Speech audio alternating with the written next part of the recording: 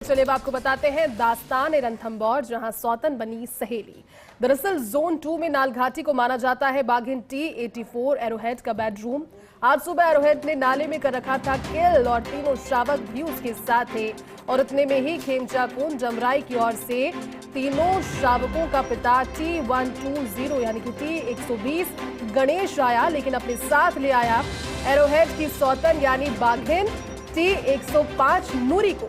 एक बार तो लगा तो कहीं एरोहेड में नूरी में भिड़ंत नहीं हो जाए, लेकिन एरोहेड दोनों को दूर से ही गुफा में जाते देखती रही। वाइल्ड लाइफ सेंटिमेंट से भरे इस नजारे को कैमरे में कैद किया वाइल्ड लाइफ फोटोग्राफर विजय मीना ने। इस कैमरे की खूबसूरत तस्वीरें आप देखिए, क्योंकि कॉन्फ्लिक्ट होने की संभावनाएं थी, लेकिन ये सेंटिमेंट्स है और इनके जरिए इन्हें भी इस चीज की समझ। गुफा में गणेश और नूरी काफी देर तक एक दूसरे के साथ रहे।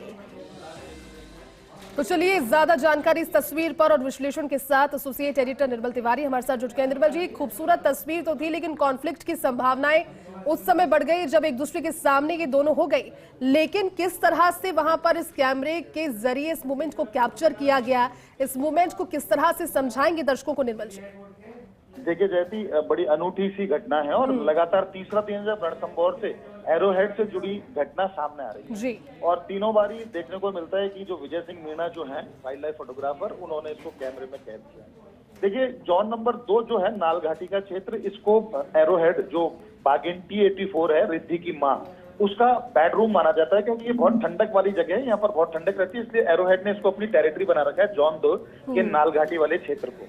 आज सुबह जब एरोहेड ने किल किया, वहां उसके तीनों शावक थे, उनका पेट भरना था तो किल किया। किल जब वो नाले में खा रही थी, इसी अवधि में वहां से जो खेमचा कुंड है पास में अमराई का जो क्षेत्र है, वहां से जो T-120 नाम का जो गणेश नाम का जो बाघ है वो वहां से निकलता है।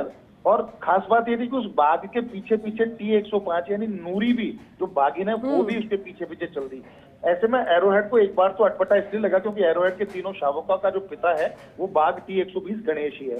ऐसी स्थिति में उसने दूर से उसको जाते देखा, लेकिन चूंकि नूरी साथ में थी T-105, तो ऐसी स्थिति एक बार बन गई थी कहीं नूरी और एरोहेड आमने सामने न हो जाए। और एरोहेड चूंकि अभी थोड़ा शारीरिक रूप से कमजोर भी है और उसके साथ तीनों शावक भी हैं, तो उसने एरोहेड ने एक ऐसी स्थिति में अपने आप को टाला, भिड़ंत की स्थिति से टाला। दूर से देखती तो रही लेकिन पास में नहीं गई, और थोड़ी देर में जो T-120 जो गणेश है वो नूरी T-105 को लेकर के पास में जो एक गुफा है वहां चला गया।